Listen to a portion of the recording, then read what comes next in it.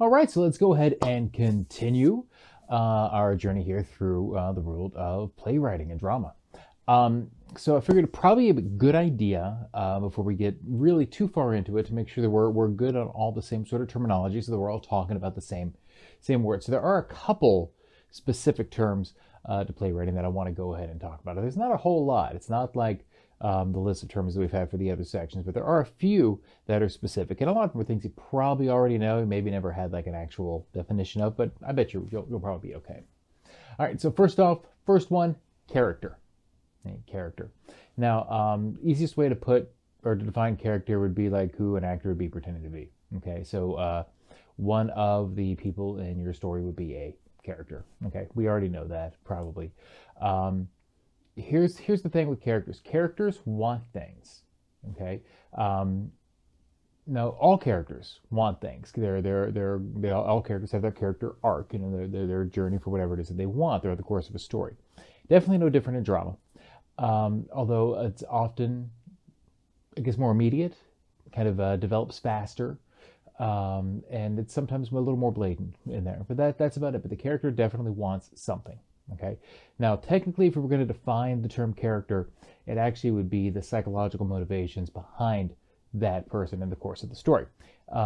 That's what makes one character different from another character, is that they all have different psychology, right?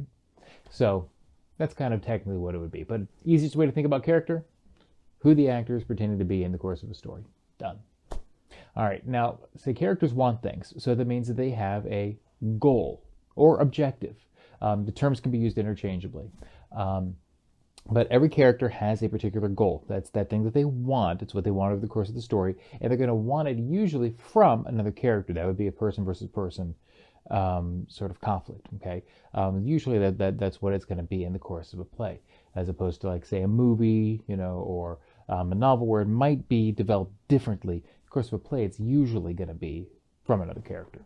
Okay, so that'd be that goal, what that character actually wants. Now, in order for there to be conflict, there has to be some form of, they can't just automatically get their goal, right? So there has to be an obstacle.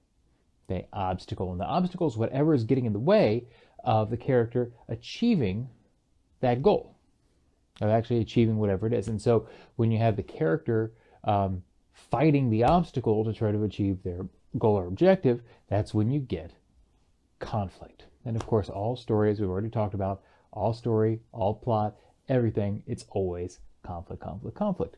Okay, so conflict is that struggle against all the obstacles to try to achieve the goal. Basically, conflict is the vast majority of a plot, usually. Now, one of the things that I guess is a little different in drama is that you can have a story without a whole lot of plot.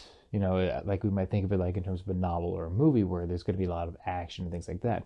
You could actually have a plot that's a very, very, very simple idea in the course of a story, and have it be very, very character driven, more so than often is the case in movies or novels. So just something to be thinking about as you are writing.